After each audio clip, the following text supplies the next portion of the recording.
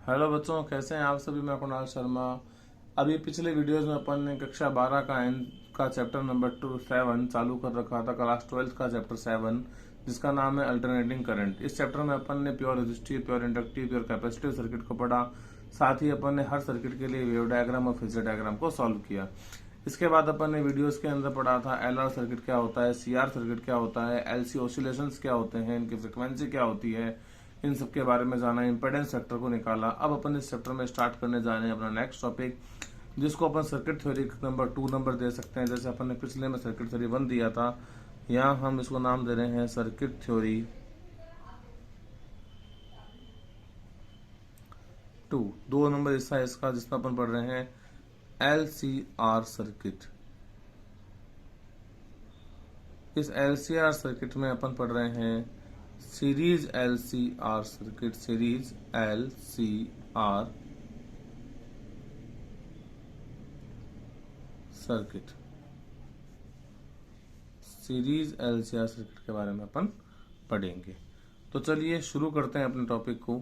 बहुत आसान सा एक टॉपिक रहने वाला है ये, बहुत अच्छी तरह समझ में भी आएगा आपके। सबसे पहले अपन एक सर्किट बनाते हैं जिसमें अपन ने जोड़ रखा है एक L यानी इंडक्टर कोयल, C यानी कैपेसिटर, R यानी रेजिस्टेंस। ये अपन ने जोड़ा, इसको AC सोर्स के साथ लगाया। ये आपका AC सोर्स है, AC सोर्स। अप्लाइड वोल्टेज कितना है, E बराबर E not sine omega T. L है, C है, R है अपने पास में। ओके। अब सबसे जरूरी चीज जो हम पीछे पढ़ के आ चुके हैं कि जब क्यों प्योर रजिस्टिव था तो करंट और वोल्टेज सेम फेज में थे, लेकिन जब अपने प्योर कैपेसिटिव सर्किट या प्योर इंडक्टिव सर्किट अपन ने काम में लिया तो करंट और वोल्टेज सेम फेज में नहीं थे। यानी कि इंडक्टर कॉइल के अंदर current pi by 2 phase blacks behind था, पीछे था, और कैपेसिटर में जो अपने पास में करंट था वो वोल्टेज से पाई बाय 2 फेज लीड कर रहा था, यानी उससे आगे था। ओके। जैसे हम कह सकते हैं यहाँ पे कि इन LCR circuit current and voltage are not in same phase। एक चीज हम ये भी कह सकते हैं when current leads by pi by 2 phase, then voltage lags by pi by 2 phase and vice versa. यानी कि जब करंट लैग हो जाएगा तो वोल्टेज लीड करेगा, ये दोनों एक दूसरे के साथ आगे बढ़ चलते रहेंगे। ओके। तो अब इसका हम लिखते हैं so by the phasor diagram, so by phasor diagram. इनका फेजर डायग्राम पढ़े अपने, हम अज्यूम कर सकते हैं जस्ट एन एग्जांपल, ये कोई अपने पास बेसिक एक्सिस है, कोई भी सिंपल, और तो वोल्टेज के लिए अपने वैल्यूज आ रही है। वोल्टेज जो अपने निकाल रहे हैं रजिस्टर का, कैपेसिटर, तीनों का वोल्टेज अलग अलग होगा, इंडक्टर का अलग होगा, कैपेसिटर का अलग होगा और रेजिस्टेंस का अलग होगा। तो रेजिस्टेंस के ऊपर वोल्टेज आएगा, उसको हमने कहा VR, क्योंकि वोल्टेज और करंट में सेम फेज थी ओमेगा टी की, यदि हम इस तरफ चल रहे हैं तो। ओके। और VR किसके बराबर था, I नॉट इंटू आर के बराबर था। पीक वैल्यू ऑफ वोल्टेज जो था वो I नॉट इंटू आर था रजिस्टर के लिए। अब जब हमने देखा कि तो इंडक्टर कॉइल थी आपके पास में, इस इंडक्टर कॉइल में करंट पाई बाय 2 फेज पीछे था, इसलिए वोल्टेज पाई बाय 2 फेज आगे होगा।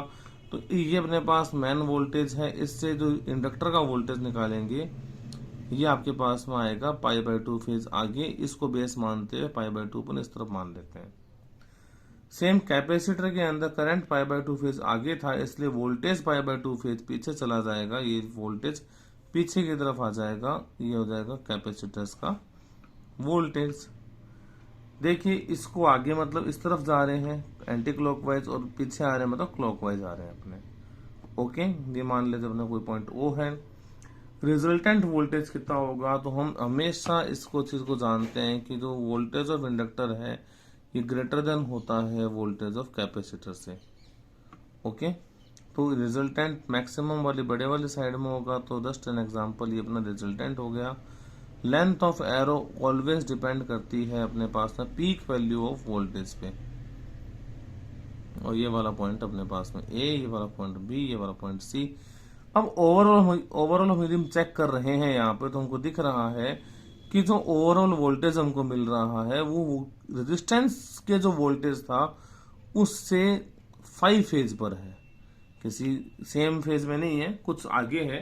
तो कितना आगे है, हमने मान लिया ये 5 फेज पर है।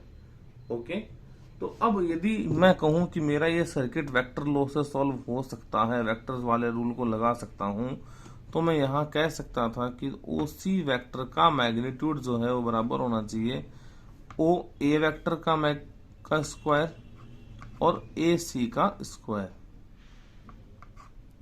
लिख सकते हैं इसको अपने इस तरह से। सिंपल कुछ नहीं किया मैंने, सिंपल ये मान लिया कि ओ से सी पे जा रहे हैं, ओ से ए पे जाके भी सी पे जा सकते थे। ट्रायंगल लॉ लगाया मैंने यहाँ पे अपनी तरफ से, ओ ए प्लस मैंने इसको लिख दिया ए सी, और मैग्नीट्यूड निकाल लिया सिंपल, आई कैप के मल्टीप्लायर का स्क्वायर प्लस जे कैप के मल्टीप्लायर का स्क्वायर। अपने पास इस क्वेश्चन में जो ओ सी की वैल्यू है वो कितनी दे रखी है आप लोगों को, ओ सी ई नॉट है। ओ ए कितना दे रखा है आप लोगों को, वी आर दे रखा है, उसका वैल्यू कितना है आई नॉट आर। और ए सी जो आपके पास वैल्यू है वो ओ बी के बराबर है, ओ बी की जो वैल्यू है वी एल के बराबर है, और वी एल की वैल्यू आई नॉट एक्सएल के बराबर है। किसके बराबर है, आई नॉट एक्सएल के बराबर है। ओके, इन वैल्यूज को पुट कर दीजिए।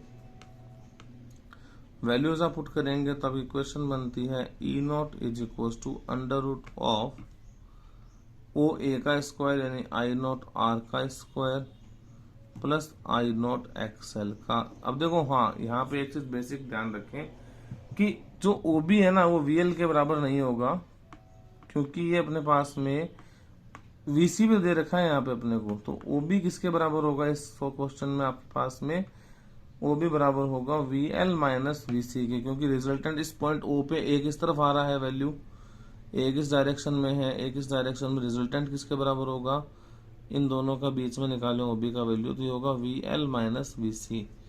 तो इसका वैल्यू आ जाएगा आपके पास में I naught X L minus I naught X C के बराबर हो जाएगा। ओके, ये पिछले में थोड़ा ध्यान नहीं दिया, उसमें वी सी देखा नहीं मैंने अभी, इसलिए ये आई नॉट वी सी का स्क्वायर हो जाएगा। इसमें कॉमन कौन आ रहा है आपके पास में, आई नॉट कॉमन आ रहा है, तो ई नॉट बराबर कितना होगा, आई नॉट का square R square plus I naught का square XL minus X C का स्क्वायर का अंडर रूट कर देंगे। इसको सॉल्व कर लीजिए, ई नॉट बराबर आई नॉट स्क्वायर कॉमन आके रूट हो जाएगा, तो आई नॉट बचेगा, अंडर रूट में बचेगा R square plus XL minus X C का होल स्क्वायर। आई नॉट बटा में ले लेते हैं, तो आएगा ई नॉट बटे आई नॉट बराबर R square plus XL minus X C का होल स्क्वायर का अंडर रूट। अब ई नॉट बटा I naught, peak value of voltage बटा peak value of current is known as the impedance that is denoted by Z. तो Z is equal to आपका answer आ जाएगा R square plus X L minus X C का square. ये आपके पास में इम्पेडेंस आ जाएगी एल सी आर सर्किट की। अब ये जो इम्पेडेंस आपके पास आई है ये कितने फेज पर आई है, फेज डिफरेंस यहाँ पे क्या था, तो वापस अपन लिख दें बाय ट्राइंगल ए ओ सी। तो आपने कहा tan five is equal to A C बटा ओ ए। वैल्यूज पुट करेंगे तो आंसर आएगा tan five is equal to A C का वैल्यू कितना है आपके पास में, V L minus V C बटा वी आर के। सॉल्व करेंगे तो tan फाइव आएगा आपके पास में एक्सएल माइनस एक्स सी बटा रेजिस्टेंस कितनी थी आपके पास में आर। यहां से वैल्यू आएगी 5 is equal to tan inverse XL minus X C बटा आर के। ये आपके पास में फाई की वैल्यू आ जाएगी, फेज डिफरेंस आ जाएगा एलसीआर सर्किट में, जो फेज मिल रही है अपने को उसका वैल्यू अपने को यहाँ पे मिल जाएगा। ओके, अब हम करते हैं analytical method for series LCR circuit. Okay, and जो पीछे हमने किया फेजर मेथड था, ये एनालिटिकल मेथड है। ये पेपर 12th बोर्ड के अंदर कई बार पूछा जा सकता है अपने से। अपन ने कहा ये एल, ये वाला अपने पास में सी, ये अपने पास में रेजिस्टेंस आर, इन सबको अपन ने जोड़ा एक सी सप्लाई से, जिस सप्लाई का नाम है AC source. AC source L C R हमने जोड़ रखा है। अब एक चीज देखिए, इसका वोल्टेज कौन है वीएल, इसका वोल्टेज कौन है वीसी, इसका वोल्टेज कौन है वीआर। जब हम सीरीज में जोड़ते हैं तो करंट तो पूरे सर्किट में ही सेम रहने वाला है, लेकिन वोल्टेज डिफरेंट हो सकता है, वोल्टेज अलग अलग हो सकता है। तो सबसे पहले हम इसमें एक बात कह सकते हैं कि in series LCR circuit, current and voltage are not in same phase, so we can use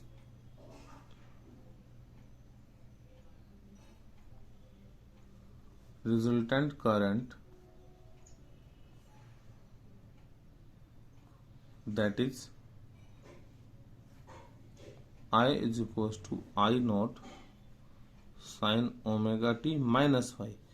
minus इसलिए लगाया कि इंडक्टर तो जुड़ ही रहा है, इंडक्टर में करंट पाई बाय 2 पीछे ही होगा, तो पीछे बताने के लिए अपन ने फेज पहले ले लिया माइनस फाई ले लिया। यहाँ पे रिजल्टेंट करंट अपन यूज कर रहे हैं। ये अपन पीछे पढ़ चुके हैं, इस चीज को हम एक बार समझ लेते हैं। साइड में देखिए, जो आप पीछे पढ़ के आए थे कि आपने जब कहा फाई बराबर 0 हो सकता है, फाई बराबर पाई बाय 2 हो सकता है, और फाई बराबर माइनस पाई बाय 2 हो सकता है। जब फाई 0 था तो प्योर रेजिस्टिव सर्किट था, फाई की वैल्यू पाई बाय 2 लेंगे तो प्योर इंडक्टिव सर्किट बन जाएगा, और माइनस पाई बाय 2 लेंगे तो प्योर कैपेसिटिव सर्किट बन जाएगा, जिनकी वैल्यू आई बराबर I naught sine omega T, I naught sine omega T minus pi by 2 और I naught sine omega T plus pi by 2 मिल जाएगी। ओके, इसलिए अपन ने यहाँ पे जो रिजल्टेंट करंट है उसको I naught sine omega T minus phi ले लिया है। इससे अपन सर्किट सॉल्व कर सकते हैं। अब देखिए अप्लाइड वोल्टेज कितना है, अपने अप्लाई कितना किया यहाँ पे ई करा, तो इसमें हम कह सकते हैं V L plus V C plus V R बराबर अप्लाइड वोल्टेज कितना है, आपके यहाँ पे ई दे रखा है। सिंपल सा है, पीछे अपन पढ़ चुके हैं इसको बहुत बार कि इन चीजों को सॉल्व करने के लिए करंट V1 V2 V3 लेके टोटल वोल्टेज से अप्लाई कर सकते हैं इसको अपने, बहुत आसान सी चीज है। इंडक्टर कोयल का वोल्टेज कितना होगा, यह इंड्यूस्ड की बात नहीं कर रहे, सिर्फ वोल्टेज की बात कर रहे हैं। ये होगा L di upon D T, capacitor में होगा Q बटा C, और इसमें रेजिस्टेंस में होगा I इंटू आर के। ये बराबर किसके है E के। E का वैल्यू कितना था E not sine omega T. ठीक है, इसको हम कहते हैं इक्वेशन नंबर 1। अब देखिए मेरे को पहले आई का वैल्यू मालूम है कितना है मेरे पास में, आई बराबर I naught sine omega T minus phi, ये वैल्यू मैं रख सकता हूँ। तो पहले मैं D I upon D T निकाल लेता हूँ।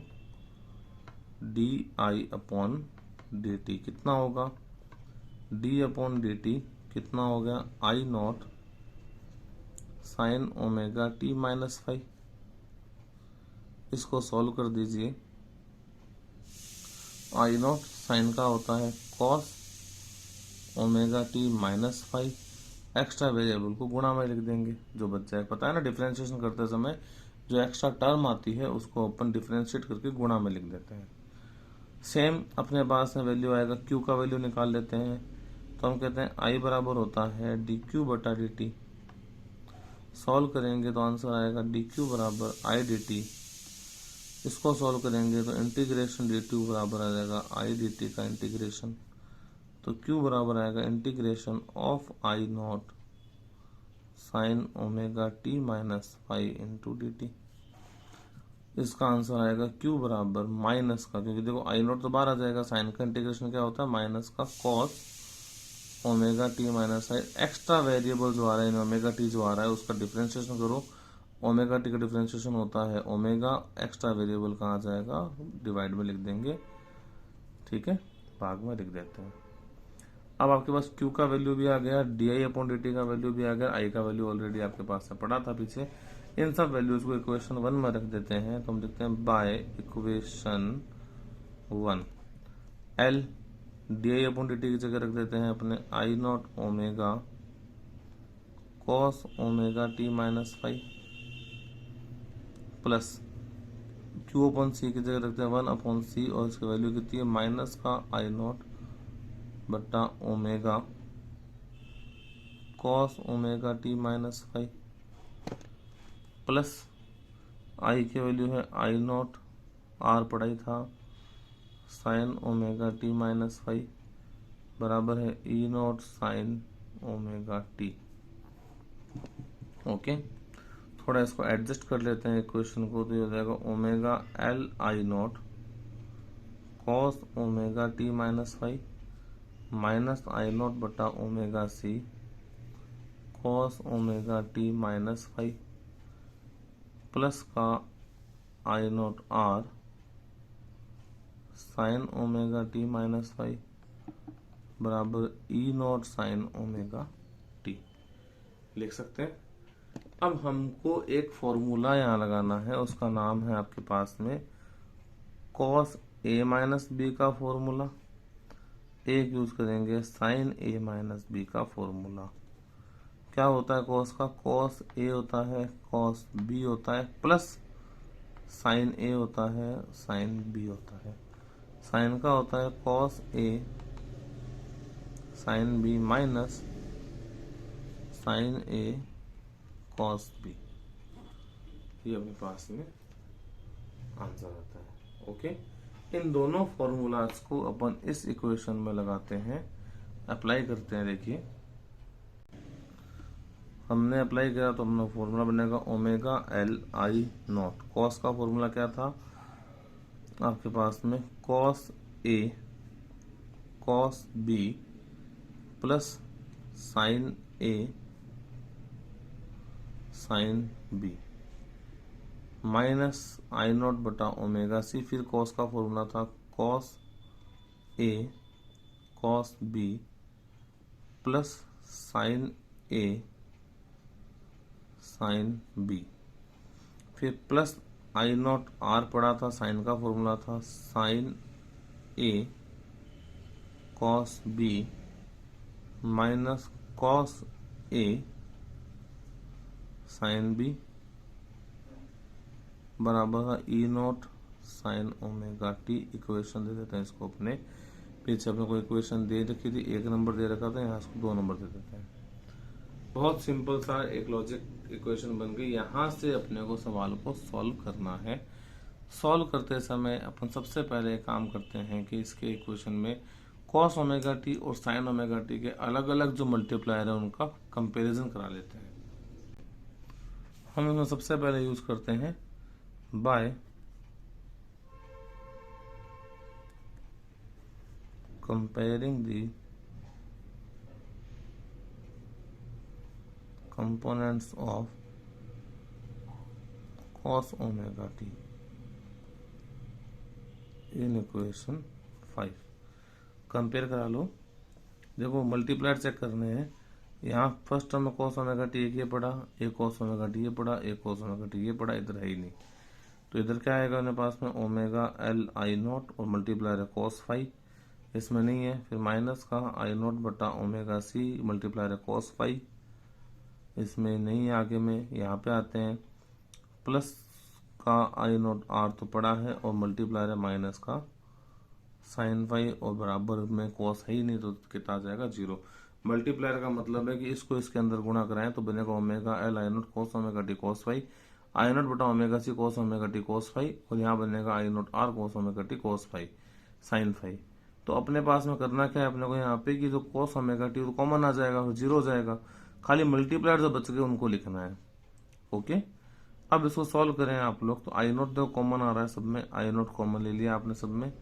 इस वाले टर्म में cos 5 भी कॉमन आ रहा है, आपने cos 5 कॉमन ले लिया। ब्रैकेट में कौन बचेगा ओमेगा L माइनस 1 बटा ओमेगा C प्लस आपके पास बटा I0 R और यहाँ पे क्या बच गया माइनस का साइन 5 बराबर 0। इस इक्वेशन में I0 कॉमन ले लें तो cos phi omega L minus 1/ओमेगा c, ये माइनस बाहर आ जाएगा, r साइन फाई ब्रैकेट बंद बराबर 0।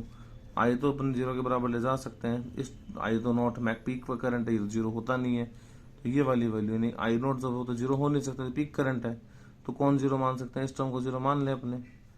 ये बनेगी कॉस फाई ओमेगा एल मतलब एक्सएल 1/ओमेगा c मतलब कि आपका आ जाएगा XC, ठीक है, माइनस का r साइन फाई बराबर कितना हो जाएगा 0, ट्रांसफर कर दीजिए, cos phi X L minus XC बराबर r साइन फाई। इसको सॉल्व कर लीजिए, इसको करेंगे सॉल्व तो आंसर आएगा XL माइनस XC बट्टा में आपके पास आ गया r नीचे ले लिया, इधर आ गया साइन फाई बट्टा कॉस फाई, क्या होता है टेन फाई के बराबर होता है, तो हो जाएगा टेन फाई बराबर XL माइनस XC बट्टा r, ये तो आ गया ना टेन फाई, स्लोप निकाल दिया, और वैसे फेज डिफरेंस कितना आ गया, फाई बराबर tan inverse XL minus XC बट्टा r।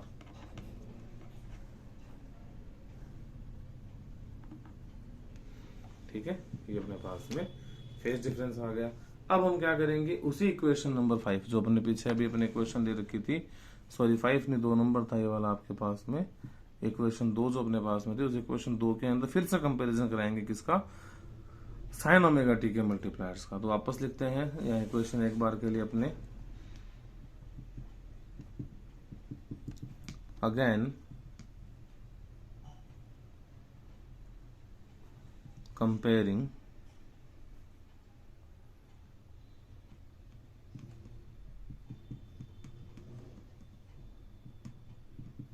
multiplier of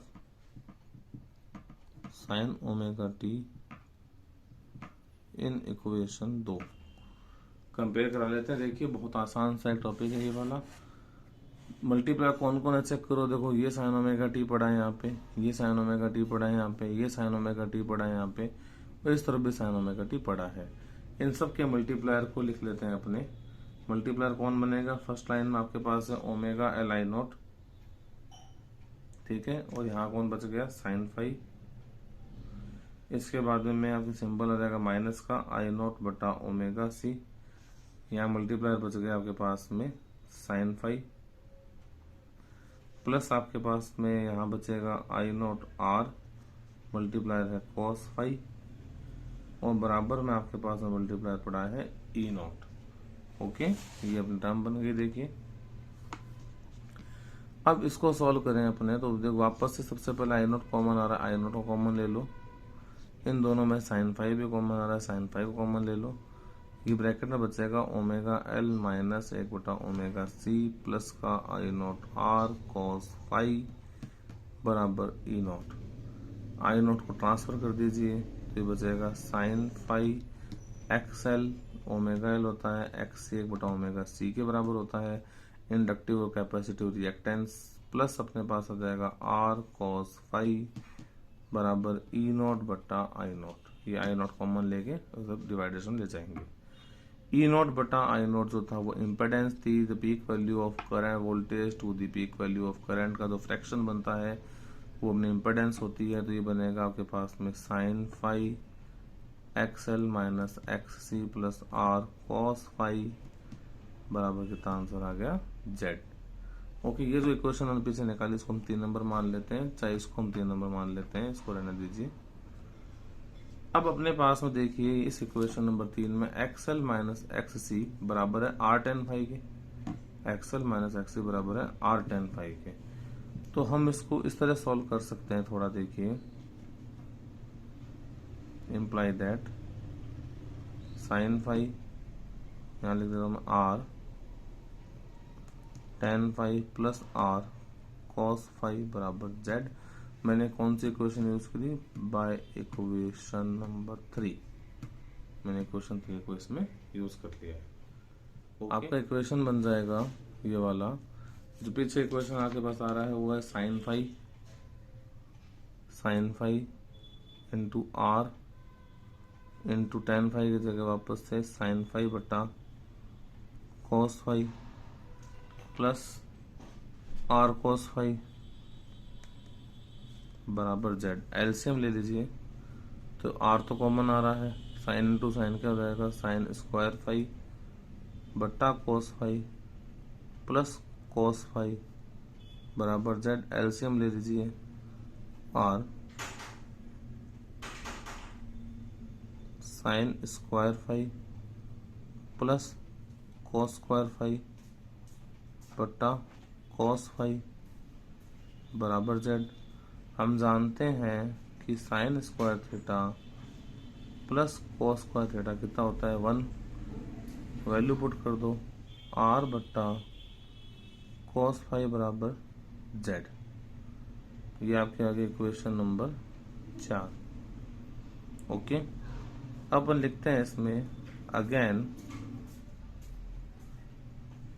by equation 3 tan five बराबर था एक्सएल माइनस एक्ससी बट्टा आर के। तो इससे अपन ट्रायंगल बनाना चाहें तो ऐसा ट्रायंगल बन जाएगा, ये वाला ट्रायंगल फाइव मान लिया, एक्सएल माइनस एक्ससी बट्टा आर। तो हाइपोटेनस क्या बनेगा, एक्सएल माइनस एक्ससी का स्क्वायर प्लस आर का स्क्वायर का अंडर रूट, नॉर्मल का स्क्वायर प्लस बेस का स्क्वायर का अंडर रूट करते हैं, वो हाइपोटेनस बनता है किसी भी राइट एंगल ट्रायंगल में। तो cos फाइव किसके बराबर होगा, बेस अपॉन हाइपोटेनस। बेस कितना है आर, हाइपोटेनस कितनी थी इसके पास में, R square plus XL minus X का स्क्वायर। तो by equation 4 Z is equal to R बटा R into R square plus XL minus X का होल स्क्वायर, कट जाएंगे आर से आर, आंसर आएगा जेड बराबर R square plus XL minus X का whole square का root. देखो अपन ने जब फेजर से निकाला तभी इम्पेडेंस यही आ रही थी और आपके पास में फेज एंगल भी यही आ रहा था, और अभी अपन एनालिटिकल मेथड से किया तो भी आंसर यही आ रहा है। मेथड बहुत आसान है ये वाला, आप इस वीडियो को थोड़ा पॉज करके कॉपी में साथ साथ लिखिए, बहुत अच्छी तरह समझ में आ जाएगा। ये मेथड बोर्ड में आ सकता है, बहुत आसान सा एक मेथड है, इसको आप सॉल्व कर सकते हैं। अब कुछ कंडीशंस बनती है, जैसे एक्सएल बड़ा हो तो क्या होगा, एक्ससी बड़ा हो तो क्या होगा, दोनों बराबर होंगे तो क्या होगा, इन सब के बारे में अपन नेक्स्ट वीडियो में समझेंगे।